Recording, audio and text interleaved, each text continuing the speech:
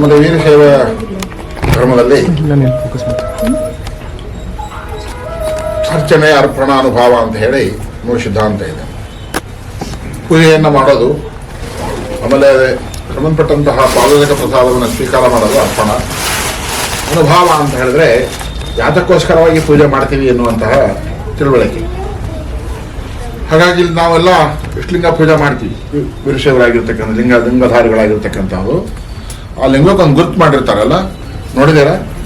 ಯಾವ ಕಡೆ ಇಟ್ಕೊಳ್ತೀರಲ್ಲ? ಯಾವ ಕಡೆ ಹೆಬ್ಬೆಟ್ ಕಡೆ ಯಾಕೆ ಇಟ್ಕೊಳ್ತೀರಿ?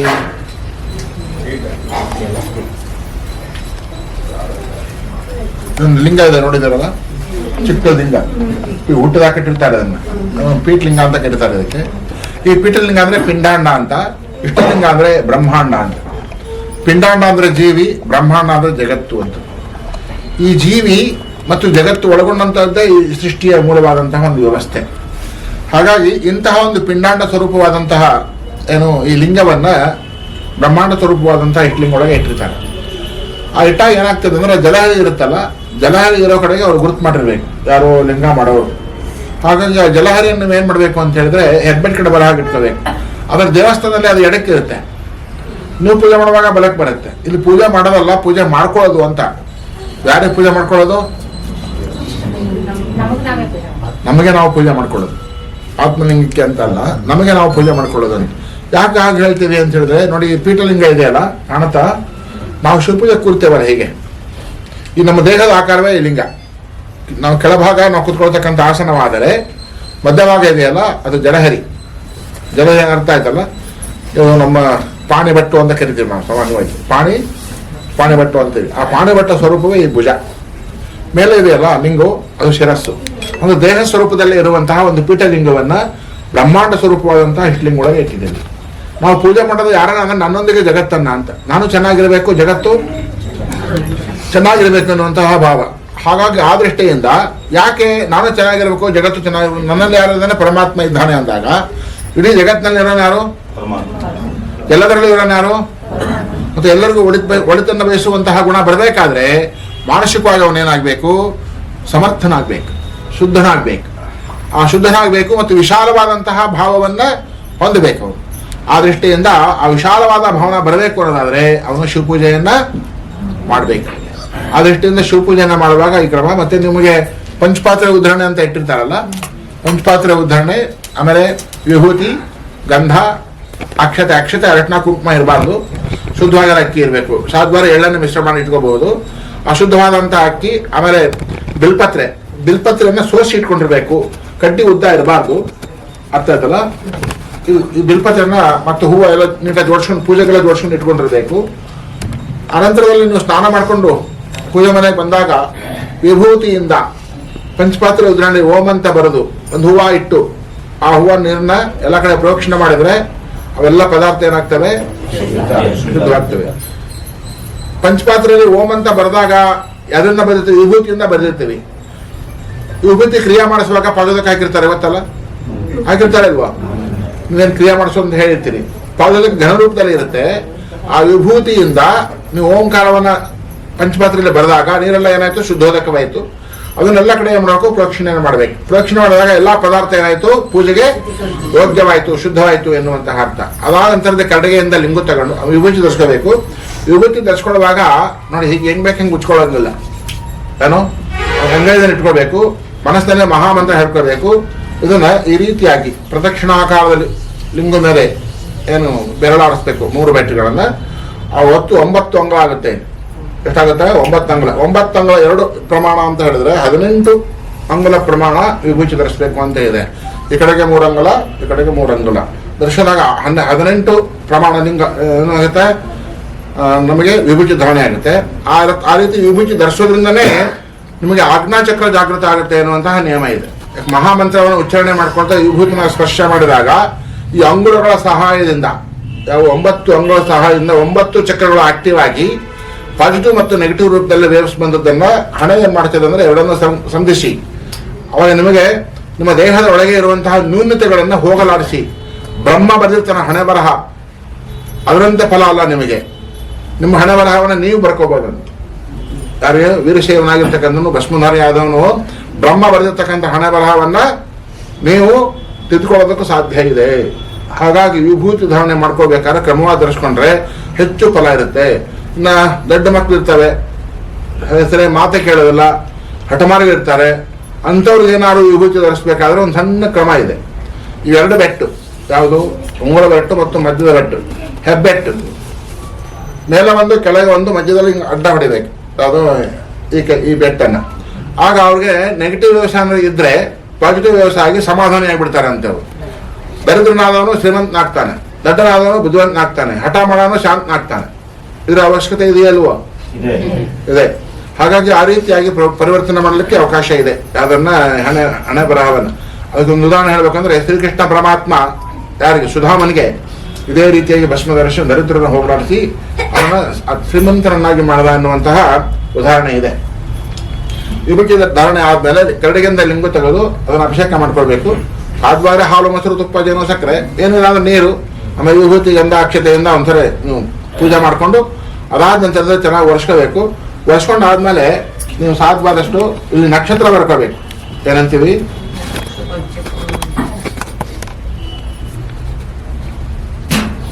ಇವೆಲ್ಲ ಕಾಣುತ್ತಲ್ಲ ನಕ್ಷತ್ರ. ಈ ನಕ್ಷತ್ರವನ್ನು ನಾವು ರೀತಿ ಬರ್ಕೊಂಡಾದ್ಮೇಲೆ ಮಧ್ಯದಲ್ಲಿ ಓಂಕಾರವನ್ನ, ಆಮೇಲೆ ಮೇಲೆ ನಮಃ ಶಿವಾಯ ಎನ್ನುವಂತಹ ಮೂಲೆಗಳಿಲ್ಲ ಅದ್ರೊಳಗೆ ಬರ್ಕೋಬೇಕು. ಆಗ ಅದು ಲಿಂಗ ಮುದ್ರೆ ಆಗುತ್ತೆ. ನೋಡಿ, ಲಿಂಗ ತರ ಕಾಣುತ್ತಾ ಇದು? ಕಲ್ಪನೆ ಮಾಡ್ಕೋಬೋದಾ? ದೇವಸ್ಥಾನದಲ್ಲಿ ಲಿಂಗ ಇರುತ್ತೆ ಆ ಥರ ಕಾಣುತ್ತಲ್ಲ. ಮತ್ತೆ ನಿಮ್ಮ ದೇಹ ತರನ ಕಾಣುತ್ತಾ? ಕೆಳಗಡೆಗೆ ಪಾದ, ಮಧ್ಯದಲ್ಲಿ ಭುಜ, ಮೇಲೆ ಶಿರಸ್ಸು. ಅದಕ್ಕೆ ಲಿಂಗ ಮುದ್ರೆ ಅಂತ ಕರೀತಾರೆ. ಈ ಲಿಂಗ ಮುದ್ರೆಯನ್ನು ಅಂಗದಲ್ಲಿ ಬರ್ಕೊಂಡು ಕೈ ಮೇಲೆ ಬರ್ಕೊಂಡು ಮತ್ತೆ ಲಿಂಗ ಗುರುತನ್ನು ಈ ಕಡೆ ಇಟ್ಕೊಂಡು ಆಮೇಲೆ ವಿಭೂತಿ, ಗಂಧ, ಅಕ್ಷತೆ.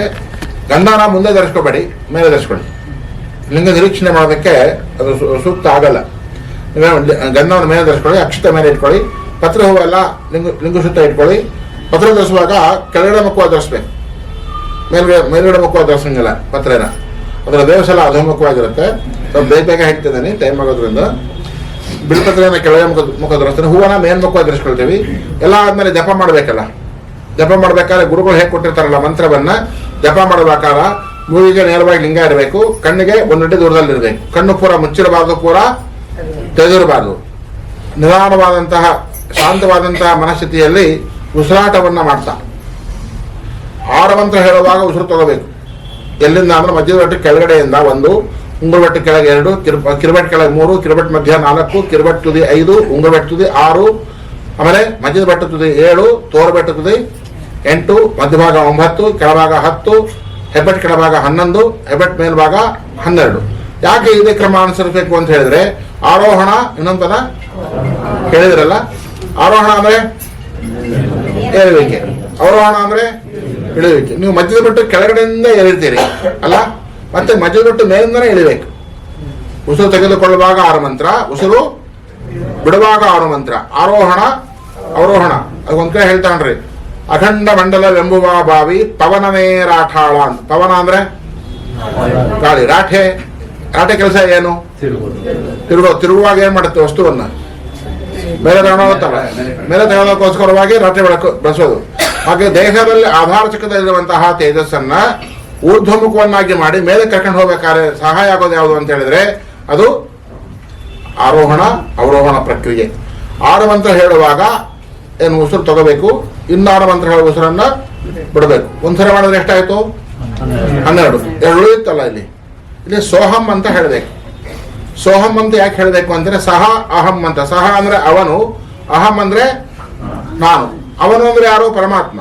ನಾನು ಅಂದ್ರೆ ಜೀವಾತ್ಮ. ಇಲ್ಲಿ ಅವನು ಯಾರು, ನಾನು ಯಾರು ಅಂತ ಹೇಳಿದ್ರೆ ಮಂತ್ರವೇ ಪರಮಾತ್ಮ. ಒಪ್ಕೊಳ್ತೀರಾ ಇಲ್ವಾ? ಮಂತ್ರವೇ ಪರಮಾತ್ಮ, ಉಸಿರಾಟವೇ ಜೀವಾತ್ಮ ಅಲ್ಲ. ಈ ಉಸಿರಾಟದಲ್ಲಿ ನಾವೇನು ಸೇರಿಸ್ತಾ ಇದ್ದೀವಿ? ಪರಮಾತ್ಮನ ಸೇರಿಸ್ತಾ ಇದ್ದೀವಿ. ಅಂದ್ರೆ ಈ ಪ್ರಾಣಕ್ಕೆ ಯಾವ ಶಕ್ತಿ ಬರುತ್ತೆ? ಅವಾಗ ಪರಮಾತ್ಮನ ಶಕ್ತಿ ಬರಬೇಕು. ಹಾಗಾಗಿ ವೀರಶೈವನಾಗಿರ್ತಕ್ಕಂಥವನು, ಶಿವಭಕ್ತನಾಗಿರ್ತಕ್ಕಂಥವನು ಅವನೇನಾಗಿರ್ತಾನೆ? ಶಿವಪೂಜೆಯನ್ನು ಮಾಡಿಕೊಂಡ್ರೆ ಸಾಕ್ಷಾತ್ ಪರಮಾತ್ಮನ ಸ್ವರೂಪಿಯಾಗಿರ್ತಾನೆ. ಪರಮಾತ್ಮನ ಶಕ್ತಿಯನ್ನು ಪಡೆದಿರ್ತಾನೆ. ಅವನೊಂದಿಗೆ ಯಾರಿರ್ತಾರೆ ಅವಾಗ? ಅವನೇನೇ ಕೆಲಸ ಕಾರ್ಯ ಮಾಡಿದ್ರು ಸಹಾಯ ಮಾಡೋನು ಯಾರು? ಪರಮಾತ್ಮ. ಪರಮಾತ್ಮ ಎಲ್ಲದರಲ್ಲೂ ಕೂಡ ವ್ಯಾಪಿಸಿದಾನೆ ಅಂತ ನಾವು ಒಪ್ಕೊಂತಿರ್ತಾನೆ. ಹಾಗೆ ಎಲ್ಲದರಲ್ಲೂ ಇರುವಂತಹ ಪರಮಾತ್ಮನನ್ನ ತನ್ನಲ್ಲಿ ಅಳವಡಿಸಿಕೊಂಡು ಎಲ್ಲದರಲ್ಲೂ ಪರಮಾತ್ಮನ ಕಾಣುವಂತಹ ವಿಧಾನವೇ ಪೂಜೆಗೆ ಮೂಲವಾದಂತಹ ಉದ್ದೇಶ. ಒಂದ್ಸಲ ಜಪ ಮಾಡಿದ್ರೆ ಎಷ್ಟಾಯ್ತು ಅಂದ್ವಿ? 12. ಎಷ್ಟು ಸಲ ಮಾಡಿದ್ರೆ 108 ಆಗುತ್ತೆ? ನೆನಪಿಟ್ಟಿರ್ಬೇಕಲ್ವಾ? ಆ ನೆನಪಿಡಬೇಕಾದ್ರೆ ಒಂದು ಸ್ವಲ್ಪ ಸಣ್ಣ ಸರಳವಾದ ಕ್ರಮ ಇದೆ, ಹೆಚ್ಚು ಉಪಯೋಗವಾಗುತ್ತೆ. ಅದನ್ನು ಮಾಡಿಕೊಂಡಷ್ಟು ನಿಮಗೆ ಹೆಚ್ಚು ಅದು ಪರಿಣಾಮವೂ ಕೂಡ ಆಗುತ್ತೆ. ನಮ್ಮದು ಈ ಚಕ್ರಗಳು ಅಂತ ಕೇಳಿದಿರ, ಮೂಲಾಧಾರ, ಸ್ವಾಧಿಷ್ಠಾನ, ಮಣಿಪೂರಕ, ಅನಾಹತ, ವಿಶುದ್ಧ, ಆಜ್ಞಾ, ಸಹಸ್ರಾರ, ಶಿಖ, ಪಶ್ಚಿಮ ಅಂತ ಚಕ್ರಗಳಿದೆ. ನಿಮಗೆ ಹೆಸರು ಗೊತ್ತಿದ್ದರೂ ಪರವಾಗಿಲ್ಲ, ಜಾಗ ಹೇಗೆ ಕೊಟ್ಬಿಡ್ತೀನಿ, ನೆನ್ಪಿಟ್ಕೊಳ್ಳಿ. ಬೆನ್ನು ಮೂಳೆಯ ಕೊನೆ ಪಾಯಿಂಟ್ ಇದೆಯಲ್ಲ, ಅದು ಮೂಲಾಧಾರ. ಸ್ವಲ್ಪ ಮೇಲ್ಭಾಗ ನಾಭಿಯಿಂದ ಕೆಳಭಾಗ ಸ್ವಾಧಿಷ್ಠಾನ, ನಾಭಿಗೆ ನೇರವಾಗಿ ಮಣಿಪೂರಕ, ಹೃದಯಕ್ಕೆ ಹಿಂಭಾಗದಲ್ಲಿ ಇದು ಅನಾಹತ, ಕಂಠದ ಹಿಂಭಾಗದಲ್ಲಿ ವಿಶುದ್ಧ. ಎಷ್ಟಾಯ್ತು ಈಗ? 5 ನೆನಪಾಯ್ತಲ್ಲ. 6 ಹಣೆ ಮುಂಭಾಗ ಆಜ್ಞಾಚಕ್ರ, ಸಹಸ್ರಾರ ನೆತ್ತಿ, ಸುಳಿ ಇದು ಶಿಖಾಚಕ್ರ, ಇನ್ನು ಕೆಳಗೆ ಹೋದ್ರೆ ಪಶ್ಚಿಮ ಚಕ್ರ ಅಂತ ಹೇಳ್ತಾರೆ. ಹಾಗಾಗಿ ಈ 9 ಜಾಗಗಳಲ್ಲಿ ಮನಸ್ಸನ್ನ ಕರ್ಕೊಂಡು ಹೋದಾಗ ನೀವೇನು ಈ ಥರ ಒತ್ತಿರಲ್ಲ, ಆ ಜಾಗಗಳು ಏನಾಗ್ತಾ ಬರ್ತವೆ? ಆಕ್ಟಿವ್ ಆಗ್ತವೆ. ಆಕ್ಯುಪ್ರೆಷರ್ ಆಧಾರದಿಂದ ನರಗಳೆಲ್ಲವೂ ಆಕ್ಟಿವ್ ಆಗ್ತವೆ. ಇಡೀ ನರನಾಡಿಗಳಿಗೆ ಚೈತನ್ಯ ಉಂಟಾಗ್ತಾ ಬರುತ್ತೆ. ನಿಮ್ಮ ಮಂತ್ರದ ಸಹಾಯದಿಂದ ನಿಮ್ಮ ದೇಹದಲ್ಲಿರುವಂತಹ ತೇಜಸ್ಸೇ ಎಲ್ಲಾ ಚಕ್ರಗಳನ್ನ ಶಕ್ತಿಶಾಲಿಯನ್ನಾಗಿ ಮಾಡುತ್ತೆ. ಆಗ ದೇಹದಲ್ಲಿ ದುರ್ಬಲತೆ ಹೋಗ್ಬಿಡುತ್ತೆ.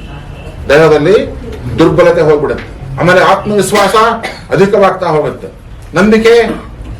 ನಂಬಿಕೆ ಮತ್ತು ನಿಷ್ಠೆ, ಶ್ರದ್ಧೆಗಳು ಅಚಲವಾಗ್ತಾ ಹೋಗ್ತವೆ. ಹಾಗಾಗಿ ಆ ವ್ಯಕ್ತಿ ಏನ್ ಮಾಡ್ತಾನೆ, ಏನೇ ಮಾಡ್ಲಿಕ್ಕೆ ಹೋದ್ರೂ ಕೂಡ ಅವನು ಅದರಲ್ಲಿ ಯಶಸ್ವಿ ಆಗ್ತಾನೆ ಎನ್ನುವಂತಹದ್ದನ್ನ. ಹಾಗಾಗಿ ಅವನೊಂದಿಗೆ ಇಡೀ ಒಂದು ಸರ್ಕಲ್ ಏನೋ ಮಾಡುವಂತಹ ಕಾರ್ಯಕ್ರಮಗಳಲ್ಲಿ ಒಂದು ಸರ್ಕಲ್ ನಿರ್ಮಾಣವಾಗಿ ನನಗೆ ಬೇಕಾದ ರೀತಿಯಾದಂತಹ ಒಂದು ವಾತಾವರಣ ನಿರ್ಮಾಣ ಮಾಡ್ತಾ ಹೋಗುತ್ತೆ. ಹಾಗಾಗಿ ಅಂತಹ ಜನಗಳ ಸಮೂಹಗಳು ಏನಾಗ್ತವೆ, ನಿಮಗೆ ಅತ್ಯಂತ ಆಪ್ತರಾಗ್ತಾ ಬರ್ತಾರೆ. ಅಂತಹ ಶಕ್ತಿ ಇರ್ತಕ್ಕಂಥ ಎಲ್ಲರೂ ಕೂಡ ಆಪ್ತರಾಗ್ತಾ ಬರ್ತಾರೆ. ಅವರೆಲ್ಲರ ಸಹಕಾರ ನಿಮಗೆ ಹೆಚ್ಚು ಹೆಚ್ಚು ಉಂಟಾಗ್ತಾ ಬರುತ್ತೆ. ಆಗ ಅವನೇನಾಗ್ತಾ ಬರ್ತಾನೆ, ತಾನೂ ಒಳಿತಾಗ್ತಾ ಹೋಗ್ತಾನೆ, ಲೋಕವನ್ನು ಒಳಿತನ್ನಾಗಿ ಇಡ್ತಾನೆ. ಅವಾಗ ಲೋಕ ಕಲ್ಯಾಣವನ್ನ ಬಯಸುವಂತಹ ವ್ಯಕ್ತಿ ಆಗ್ತಾನೆ. ಅದಕ್ಕೆ ಹೇಳ್ತಾರೆ ನೋಡ್ರಿ, ಶಿವಭಕ್ತರಿದ್ದ ಕ್ಷೇತ್ರ ಅವಿಮುಕ್ತ ಕ್ಷೇತ್ರವೆಂಬುದು ಹುಷಿಯೇ, ಶಿವಭಕ್ತರಿದ್ದ ದೇಶ ಪಾವನವೆಂಬುದು ಹುಷಿಯೇ ಎಂಬ ಗುಹೇಶ್ವರ ಲಿಂಗದಲ್ಲಿ ಎನ್ನ ಪರಮಾರಾಧ್ಯ ಸಂಗನ ಬಸವನ ಮಹಿಮೆಯೋಡ ಸಿದ್ಧರಾಮ ಎನ್ನುವಂತಹ ಮಾತನ್ನ. ಹಾಗೆ ಜಪವನ್ನ ಮಾಡ್ಕೊಂಡಾದ್ಮೇಲೆ ನೋಡಿ, ಇಲ್ಲಿ ನಾನು ಸುಮ್ಮನೆ ಕೇಳ್ತೇನೆ, ನಿಮ್ಗೆ ಎಷ್ಟು ಜನ ಅರ್ಥ ಆಗಿದೆ ಅಂತ ಗೊತ್ತಾಗಿಲ್ಲ. ಇಲ್ಲಿ 8 ಎಲ್ಲಿ ಬರುತ್ತೆ, ಯಾರು ಹೇಳ್ತಾರೆ ಬೇಗ? ಇಲ್ಲಿ ಅನ್ನಂಗಿಲ್ಲ, ಬಟ್ಟೆ ಹೆಸರು ಹೇಳ್ಬೇಕು. ತೋಳಗಳು 3 ಅಲೆಯಲ್ಲಿ ಮೇಲ್ಭಾಗ 8 ಬರುತ್ತೆ. ನಮ್ಮ ದೇಹದಲ್ಲಿ 4ನೇ ಜಾಗ ಯಾವ್ದು ಬರುತ್ತೆ? ಹೃದಯ ಬರ ಅಲ್ಲ. ಇನ್ನು ನೀವು ಕರೆಕ್ಟಾಗಿ ಮನಸ್ಸು ಒಂದೇ ಸಮಯ ಇವತ್ತಿಗೆ ನಾನು ಸರಿಯಾಗ್ಬಿಡುತ್ತೆ ಅಂತ ಅಲ್ಲ, ಅದನ್ನ ಕರ್ಕೊಂಡೋಗಿ ಏನ್ ಮಾಡ್ಬೇಕು, ಅಲ್ಲಿ ಕೂರಿಸ್ಬೇಕು. ಒಂದ್ ವೇಳೆ ಆಕಸ್ಮಿಕವಾಗಿ ಏನಾದ್ರು ಹೋದ್ರೆ ಸರಿಯಾಗಿ ಕರ್ಕೊಂಡ್ಬಂದು ಮತ್ತೆ ಅಲ್ಲಿ ಕೂರಿಸೋ ಕೆಲಸ ಮಾಡ್ಬೇಕು. ಹೇಗೆ ಬಾಳೆ ಮರ ಹತ್ತುವಾಗ ನೀವು ನೋಡ್ತಿರ್ತೀರಲ್ಲ, ಮಲ್ಲಗಮ್ಮ ಅಂತ ಕೇಳಿದಿರ, ಅದು ಎಣ್ಣೆ ಹಚ್ಚಿರ್ತಾರೆ, ಹತ್ತುವಾಗ ಜಾರ್ತಾನ ಅವನು. ಜಾರದು ಕೂಡ ಪ್ರಯತ್ನ ಪಟ್ಟ ಏನ್ ಮಾಡ್ಬೇಕು, ಅವನು ಹತ್ತಿ ಗುರಿ ಮುಟ್ಬೇಕಲ್ಲ. ಹಾಗೆ ತನ್ನಲ್ಲಿ ಇರುವಂತಹ ಆ ಚಕ್ರದಲ್ಲಿ ಸುಳಿದಾಡುವಂತಹ ಪರಮಾತ್ಮನ ಸ್ವರೂಪವಾದಂತಹ ಆ ತೇಜಸ್ಸನ್ನ ಊರ್ಧ್ವ ಕರ್ಕೊಂಡು ಹೋದ ಅಂದ್ರೆ ಅದಕ್ಕೆ ಹೇಳ್ತಾರೆ ನೋಡಿ, ಎಷ್ಟು ಚೆನ್ನಾಗಿ ಹೇಳ್ತಾರೆ. ಅಖಂಡ ಮಂಡಲವೆಂಬುವ ಬಾವಿ ಪವನನೇ ರಾಠಾಳ ಸುಷುಮ್ನ ನಾಡಿಯೊಳು ಉದಕವಾತಿದ್ದಿ ಬಸವಗಳು ಇವರು ಹಸೆಗೆಡಿಸಿ ಹರಂದು. ಇಂದ್ರಿಯಗಳು ಸುಮ್ಮನೆ ಬಿಡೋದಲ್ಲಂತೆ, ಆ ಕಡೆ ಈ ಕಡೆ ಕರ್ಕೊಂಡು ಹೋಗ್ತಿರ್ತಾವಂತೆ. ಹಸೆಗೆಡಿಸಿ ಹರಂದು ಅವಕ್ಕ ಸಮತೆ ಸೈರಣವೆಂಬ ಬೇಲಿಯನ್ನೇ ಇಟ್ಟು. ಯಾವುದಕ್ಕೆ? ಇಂದ್ರಿಯಗಳಿಗೆ ಅಂತಹವೇನಿರಬೇಕು? ಸಮತೆ ಸೈರಣೆ ಎಂಬ. ಅಲ್ಲ, ನಾವೆಲ್ಲ ಒಂದೇನೆ ಮತ್ತು ಸಮಾಧಾನ. ಏನು ತೊಂದರೆ ಆದ್ರೂ ಕೂಡ ಸಮಾಧಾನವಂತಹ ಮನಸ್ಸನ್ನ ಹೊಂದ್ಕೊಂಡು ಆ ಸಮಾಧಾನವಾದಂತಹ ಮನಸ್ಸಿನ ಬಂದ್ಬಿಟ್ರೆ ಏನು, ನಿಮ್ಮ ಎಲ್ಲಾ ದೋಷಗಳು ಏನಾಗ್ತಾ ಹೋಗ್ತವೆ, ನಿವಾರಣೆ ಆಗ್ತಾ ಹೋಗ್ತವೆ. ಹಾಗಾಗಿ ಮನೆಯಲ್ಲಿ ಸಮಾಧಾನವಾಗಿದ್ಬಿಟ್ರೆ ಏನು, ಎಲ್ಲರೂ ಸಂತೋಷದಿಂದ ಇರ್ತಾರಲ್ಲ. ಸಮಾಧಾನವಾಗಿ ಇರ್ಬೇಕಾ ಇರಬಾರ್ದ? ಇರ್ಬೇಕಾ? ಹಂಗಾಗಿ ಮಕ್ಕಳು ಹಠ ಮಾಡಬಾರ್ದು, ಹೇಳಿದ ಮಾತನ್ನ ಕೇಳಬೇಕು. ಕರೆದ ತಕ್ಷಣ ಓ ಅನ್ಬೇಕು. ಏನನ್ಬೇಕು? ಕರೆದ ತಕ್ಷಣ ಓ ಅನ್ಬೇಕು. ಕರೆಯಕ್ಕೆ ಬಾಳಕ್ಕೆ ಬರ್ಬೇಕು. ಊಟ ಮಾಡು ಅಂದಾಗ ಊಟ ಮಾಡ್ಬೇಕು, ಇಲ್ಲ ಸಮಾಧಾನ ಆಗೋದಿಲ್ಲ ತಾಯಿಗೆ. ಹೌದಲ್ವಾ? ಹೌದಲ್ವಾ? ಊಟ ಮಾಡ್ಬೇಕು. ಪಾಠ ಹೇಳ್ಕೊಟ್ಟಾಗ ಪಾಠನ ಕಲಿಬೇಕು. ಹೌದಾ? ಕರೆಯಕ್ಕೆ ಏನು ಮಾಡ್ಬೇಕು? ಓ ಅನ್ಬೇಕು. ಬರ್ಬೇಕಾ ಬರಬಾರ್ದ? ಬರ್ಬೇಕಲ್ಲ. ಏ ಪುಟಿ ಹೊಡಿತೀಯಲ್ಲವ್ವ, ನಿನ್ನ ಹೆಸರೇನು? ಹೊಡಿಬಾರ್ದು, ಯಾರಿಗೂ ಹೊಡಿಬಾರ್ದು. ನಿನ್ನ ಹೆಸರೇನು? ಜಾಣಿ ಅಲ್ಲ ನೀನು? ಜಾಣಿನಾ? ಗುಡ್. ಹಾಗಾಗಿ ಆ ರೀತಿಯಾದಂತಹ ವಾತಾವರಣ ಮನೆಯಲ್ಲಿ ನಿರ್ಮಾಣವಾದ್ರೆ ಆ ಮನೆ ಏನಾಗುತ್ತೆ, ಯಾವತ್ತೂ ಕೂಡ ಕೈಲಾಸವಾಗಿರುತ್ತೆ. ಸದ್ಭಕ್ತರ ಮನೆಯ ಅಂಗಳವೇ ಕೈಲಾಸವಾಗಿರುತ್ತೆ. ಮೂರು ಪದ ಹೇಳ್ತಾರೆ. ಒಂದು ಕಾಯ ಕೈಲಾಸ, ಇನ್ನೊಂದು ಕಾಯಕ ಕೈಲಾಸ, ಇನ್ನೊಂದು ಸದ್ಭಕ್ತನ ಮನೆಯ ಅಂಗಳವೇ ಕೈಲಾಸ. ನೀವು ಶಿವಪೂಜೆ ಮಾಡ್ಕೊಂಡು ಶಿವನ ನೆಲೆಗೊಳಿಸ್ಕೊಂಡ್ರೆ ನಿಮ್ಮ ಕಾಯ ಕೈಲಾಸ. ಒಪ್ಕೋಬಹುದಲ್ವಾ? ನೀವು ಕಾಯಕ ಮಾಡುವಾಗ ಎಲ್ಲರೂ ಯಾರಿದ್ದಾರೆ? ಪರಮಾತ್ಮ ಇದ್ದಾನ ಅಂತ ಭಾವಿಸ್ಕೊಂಡು ಕ್ರಿಯೆ ಮಾಡಿದಾಗ ಆ ಕಾಯಕ ಕೈಲಾಸ ಹೌದಲ್ವ? ನಿಮ್ಮ ಕಾಯಕದಿಂದ ಉಂಟಾದಂತಹ ಜ್ಞಾನವನ್ನು ಇನ್ನೊಬ್ಬರಿಗೆ ಹೇಳುವಾಗ ಸದ್ಭಕ್ತನ ಮನೆಯ ಅಂಗಳವೇ ಕೈಲಾಸ. ಹಾಗಾಗಿ ಈ ಮೂರುಗಳನ್ನು ಅನುಭವಿಸುವಂಥದ್ದೇ ಅರ್ಚನೆ, ಅರ್ಪಣ, ಇನ್ನೊಂದು ಅನುಭವ. ಅರ್ಪಣ ಅಂದ್ರೆ ಇಲ್ಲೇನಾಯ್ತು, ಕಾಯಕದಲ್ಲಿ ತನ್ನನ್ನು ತಾನು ತೊಡಗಿಸಿಕೊಳ್ಳೋದು ಅಂತ ಅರ್ಥ ಆಗುತ್ತೆ. ಅನುಭವ ಅದನ್ನು ಇನ್ನೊಬ್ಬರಿಗೆ ಹೇಳೋದು. ಯಾರು ತನ್ನಲ್ಲಿರೋ ಜ್ಞಾನವನ್ನು ಇನ್ನೊಬ್ಬರಿಗೆ ಹಂಚಿಕೊಳ್ತಾರೋ ಅವನಿಗೆ ಅದೇ ಜನ್ಮ ಮುಕ್ತಿ ಅಂತ. ಯಾರು ತಮ್ಮ ಜ್ಞಾನವನ್ನು ಇನ್ನೊಬ್ಬರಿಗೆ ಹಂಚಿಕೊಳ್ತಾರೆ ಅವರಿಗೆ ಇದೇ ಜನ್ಮನ ಮುಕ್ತಿ ಅಂತ ಹೇಳ್ತಾರೆ. ಹಾಗಾಗಿ ಮನುಷ್ಯ ಜನ್ಮ ಹುಟ್ಟಿದ್ದದಕ್ಕೆ ಮುಕ್ತಿಯನ್ನ ಪಡೆಯೋದಕ್ಕೋಸ್ಕರವಾಗಿ. ಹುಟ್ಟುವಾಗ ನಿಮ್ಮ ದೇಹದಲ್ಲಿ ಜ್ಞಾನ ಇತ್ತಾ? ಹುಟ್ಟಿದ ಮೇಲೆ ನಿಮಗೆ ದೇಹದ ಕ್ರಿಯಾಚರಣೆಯಿಂದ ನಿಮಗೆ ಜ್ಞಾನವಂತ ಇಲ್ಲ. ಆ ಜ್ಞಾನನ ಇನ್ನೊಂದು ಜೀವಿಗೆ ಮುಟ್ಟಿಸ್ಬೇಕು, ಮುಟ್ಟಿಸ್ಬಾರ್ದ? ಯಾರು ಇನ್ನೊಂದು ಜೀವಿಗೆ ಜ್ಞಾನವನ್ನು ಮುಟ್ಟಿಸ್ತಾರೋ ಅವರು ಅಮರರಾಗಿರ್ತಾರೆ ಎನ್ನುವಂತಹ ನಿಯಮವೂ ಇದೆ. ಅಂತಹ ಅಮರತ್ವ ಉಂಟಾಗೋದೇ ಅದರಿಂದ, ಜ್ಞಾನದಿಂದ. ಹಾಗಾಗಿ ಜ್ಞಾನವನ್ನು ಸಂಪಾದನೆಯನ್ನು ಮಾಡಿಕೊಂಡು ಆ ಜ್ಞಾನವನ್ನು ಲೋಕಕ್ಕೆ ನಿರಂತರವಾಗಿ ಕೊಡುವಂತೆ ಕೆಲಸವನ್ನು ಮಾಡಿ ಈ ಜಗತ್ತಿನಲ್ಲಿ ಆಚರಣೆಗಳು ಜೀವಂತವಾಗಿರುವಂತಹ ಕೆಲಸವನ್ನು ನಾವೆಲ್ಲ ಮಾಡಲೇಬೇಕಾಗಿದೆ. ಮಾಡಬೇಕು, ಮಾಡಬಾರ್ದು? ಮಾಡಬೇಕಾಗಿದೆ. ಹಾಗಾಗಿ ಈ ಮಠ ಆನೆಗಳು ಏನ್ ಮಾಡ್ತೇವೆ ಅಂದ್ರೆ ದೇವಸ್ಥಾನಗಳಲ್ಲಿ ಬರೀ ಪೂಜೆ ಮಾಡ್ಕೊಂಡು ನಿಮಗೆ ಆಶೀರ್ವಾದ ಮಾತ್ರ ಮಾಡ್ತಿರ್ತಾರೆ. ಆದರೆ ಮಠಗಳಲ್ಲಿ ಏನಿರ್ತದೆ? ಜ್ಞಾನೋದಯ ಇರುತ್ತೆ, ಸಂಸ್ಕಾರ ಇರುತ್ತೆ, ಅವ್ರಿಗೆ ಮಕ್ಕಳಿಗೆ ಮತ್ತು ಸಂಭಾಷಣೆ ಇರುತ್ತೆ, ಮಕ್ಕಳ ಭವಿಷ್ಯವನ್ನು ಕುಳಿತುಕೊಂಡು ಚಿಂತನೆ ಮಾಡುವಂತ ಅವಕಾಶ ಇರುತ್ತೆ, ಹಠಮಾರಿ ಮಕ್ಕಳನ್ನ ಸರಿಪಡಿಸುವಂತ ಅವಕಾಶ ಇರುತ್ತೆ, ಮಕ್ಕಳ ಮುಂದಿನ ಉಜ್ವಲವಾದ ಭವಿಷ್ಯವನ್ನ ನಿರ್ಮಾಣ ಮಾಡುವಂತ ಸನ್ನಿವೇಶಗಳಿರುತ್ತೆ. ಆಗಾಗ ಒಂದ್ಸರಿ ಮಕ್ಕಳನ್ನ ಕರ್ಕೊಂಡು ಬಂದ್ರೆ ಆ ಮಕ್ಕಳಿಗೆ ನೀವು ಹೇಳೋದಕ್ಕೆ ಸಾಧ್ಯ ಆಗೋಲ್ಲ.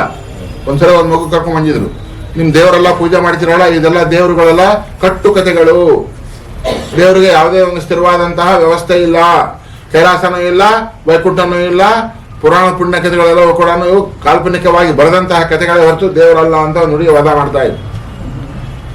ಆ ಮಠಕ್ಕೆ ಕರ್ಕೊಂಡ್ ಬಂದಿದ್ರು. 1 ಗಂಟೆ ಅರ್ಧ ಗಂಟೆ ನನ್ನೊಂದಿಗೆ ಚರ್ಚೆ ಮಾಡಿ ಆದ್ಮೇಲೆ ನಾನು ಸುಮ್ಮನೆ ಏನು ಹೆಚ್ಚಿಗೆ ಹೇಳಲಿಲ್ಲ. ಕೈಗೊಂದು ಬುಕ್ ಕೊಟ್ಟೆ. ಈ ಬುಕ್ಕಲ್ಲಿ ಅಕ್ಷರ ಇದೆಯೋ ಜ್ಞಾನ ಇದೆಯೋ ಹೇಳಮ್ಮ ಅಂತ. ಅಕ್ಷರ ಇದೆಯಾ ಜ್ಞಾನ ಇದೆಯಾ? ಬುಕ್ಕಿಂಗ್ ಒಂದೇ ಇರೋದು ಅಕ್ಷರ ಇರೋದು. ಓದಿದವನು ಜ್ಞಾನಿ ಆಗ್ಬೇಕಷ್ಟೇ. ಬುಕ್ಕಲ್ಲಿರೋದು ಅಕ್ಷರ, ಓದಿದವನು ಏನಾಗ್ಬೇಕು? ಜ್ಞಾನಿ ಆಗ್ಬೇಕು. ನಮ್ಮ ದೇಹರು ಆಕಾರವನ್ನು ಹೊಂದಿದ್ದಾವೆ ಅಷ್ಟೇ. ಪೂಜೆ ಮಾಡಿದವನು ಏನಾಗಬೇಕು? ದೇವರಾಗಬೇಕು. ಪೂಜೆ ಮಾಡಿದವ್ರು ಏನಾಗ್ಬೇಕು? ದೇವರಾಗ್ಬೇಕು. ನೀವು ಗೌರಿ ಪೂಜೆ ಮಾಡುವಾಗ ಎಲ್ಲ ಆದ್ಮೇಲೆ ಮುತ್ತೈದೆಯರಿಗೆ ನೀವು ಏನ್ ಮಾಡ್ತೀರಿ? ಯಾಕೆ? ಗೌರವ ಕೊಡ್ತೀರಾ, ಮುತ್ತೈದೆಯರಿಗೆ ಕೊಡ್ತೀರಾ? ಯಾಕೆ? ಅವ್ರು ದೇವರಾಗಿರ್ತಾರೆ, ಅವರನ್ನ ದೇವರಾಗಿ ಕಾಣ್ತೀವಿ. ಯಾಕೆ? ಪೂಜೆ ಮಾಡಿರ್ತೇವಲ್ಲ, ಪೂಜೆ ಮಾಡಿದಾಗ ಅವ್ರು ಏನಾಗಿರ್ತಾರೆ? ದೇವರಾಗಿರ್ತಾರೆ. ದೇವಾಲಯಕ್ಕೆ ಹೋಗಿರ್ತೇವೆ ನಾವು ಅಲ್ಲ, ದೇವರ ಹತ್ರ ಕೇಳಬಾರ್ದಂತೆ. ಏನಾಗಿ ಬರ್ಬೇಕು? ದೇವರಾಗಿ ಬರ್ಬೇಕಂತ. ದೇವಾಲಯಕ್ಕೆ ಹೋದಾಗ ಏನಾಗಿ ಬರ್ಬೇಕು? ದೇವರಾಗಿ. ಮಠಕ್ಕೆ ಹೋದಾಗ ಜ್ಞಾನಿಗಳಾಗಿ ಹೋಗ್ಬೇಕಂತೆ. ಏನು ಅರ್ಥ ಆಯ್ತಲ್ಲ?